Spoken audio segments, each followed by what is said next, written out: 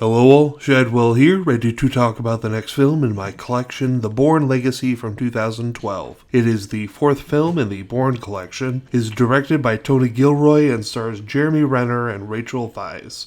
This film might have Bourne in the title, but do not be deceived, as Jason Bourne is nowhere to be seen, and neither is director of the second, third, and fifth film in the Bourne franchise, Paul Greengrass. Stepping in is writer of the first four installments, Tony GIlroy. Although, let me start out this review by stating, regardless of what gets said in the next minute or so, I enjoy this movie enough.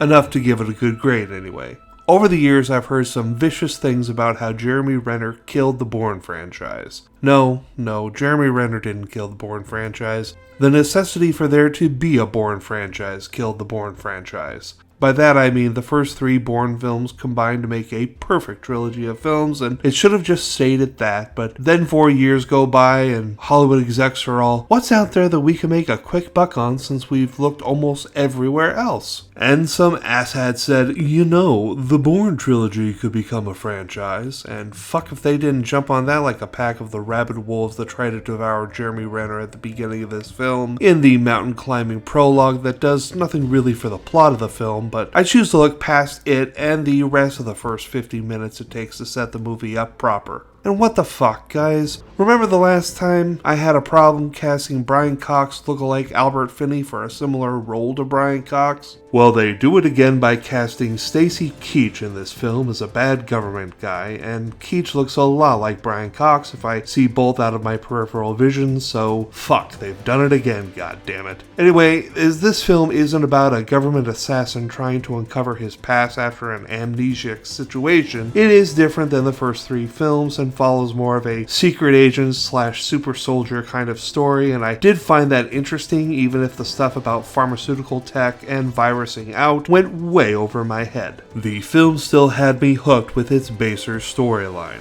You would be correct if you were guessing that this film is not as good as the first three Bourne films, but it's not something you can simply write off because it is a blatant cash grab. It may be a cash grab, but it's a good cash grab, and so you shouldn't simply skip it when watching the franchise simply because Matt Damon isn't in it. Now, if you skip because it is without Paul Greengrass directing, there's a hitch, but we'll see how that evens out tomorrow. The Bourne Legacy is getting a B from me, and tomorrow Greengrass and Damon return in the final film in the Bourne franchise, for now anyway, Jason Bourne.